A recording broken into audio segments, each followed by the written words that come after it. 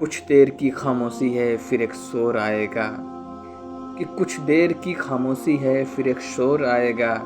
آج کتوں کا وقت ہے کل ہمارا دور آئے گا. یہ دراصل وہی شعر ہے جس نے پورے ہندوستان میں کچھ دن سے ہنگامہ مچا کر رکھا ہوا ہے اور پورے سوشل میڈیا پر یہی کویتا یہی شعر نظر آ رہا ہے. وہ بھی اس لیے کیونکہ بہت مشہور انڈین اسکالر اریسٹ ہو چکے ہیں جن کا نام مفتی سلمان اظہری صاحب ہے.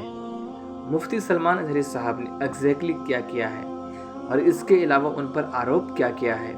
جی ہاں، اس پورے معاملے میں ابھی تک کی ریئل اپڈیٹ کیا ہے یہ تو لگاتار 15-20 دنوں سے الگ الگ باتیں آپ لوگ سبھی حضرات سن ہی رہے ہوں گے.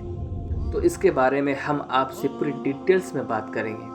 لیکن اس سے پہلے جان لے کہ مفتی سلمان اظہری صاحب جن کی چرچا اتنی زیادہ سوشل میڈیا پہ ہو رہے ہیں اور پورے ہندوستان میں ہو رہی ہے تو حقیقت میں یہ ہیں کون؟ تو دوستو، مہاراشٹر کے ممبئی سے تعلق رکھنے والے مفتی سلمان اظہری صاحب ایک اسلامک اسکالر ہونے کے ساتھ ساتھ ایک ٹیچر بھی ہیں.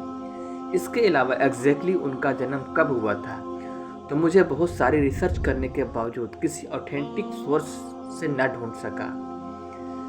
لیکن جتنے بھی سورس مجھے ملے اس کے مطابق ان کی پیدائش سن 1986 عیسوی میں ہوئی. مگر ہاں، ان کی فیملی بیک گراؤنڈ کافی مذہبی ہے، یعنی کہ ریلیجیس ہے، کیونکہ ان کے فادر جن کا نام میڈیا میں مولانا عبدالقیوم اظہری بتایا گیا ہے وہ بھی مفتی سلمان اظہری کی طرح نہ صرف اسلامک اسکالر ہیں بلکہ بہت ساری اسلامک بکس کے آتھر بھی ہیں. اس کے علاوہ ان کی ماں کے نام جن کی میڈیا میں ام الخیر بتایا گیا ہے وہ بھی ایک اسلامک ٹیچر ہی ہیں. اس کے علاوہ مفتی سلمان اظہری صاحب نے اپنی بیسک ایجوکیشن یعنی کہ شروعات پڑھائی انڈیا میں ہی الگ الگ جگہوں اور الگ الگ مدرسوں میں کی. مگر پھر بعد میں وہ اپنی ہائر ایجوکیشن کے لیے ایجپٹ یعنی کہ مصر کے مشہور شہر قاہرہ میں پہنچے اور انہوں نے الازہری نام کے اسی مشہور یونیورسٹی میں پڑھائی کی.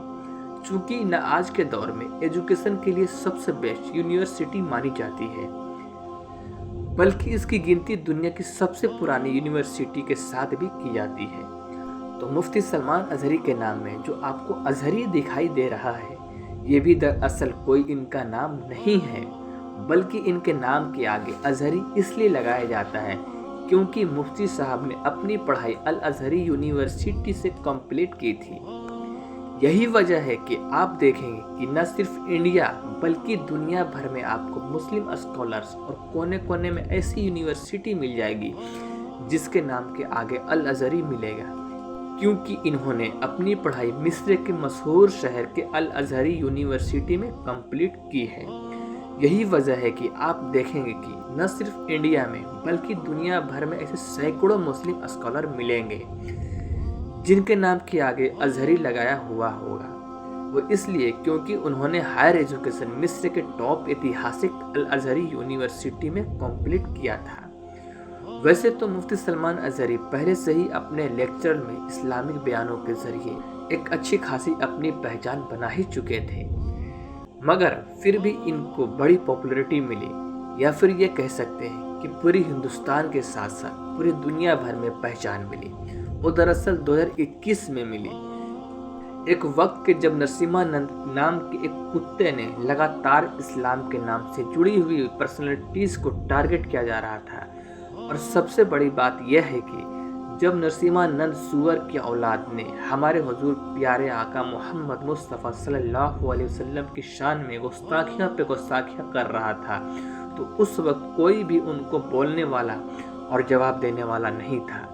لیکن ایک نیک اللہ کے بندے نے ایسی منہ پر تماچا مارا اور سینہ ٹھوک کے بلند آواز میں اس کی زبان کو بند کیا اور جواب دیا.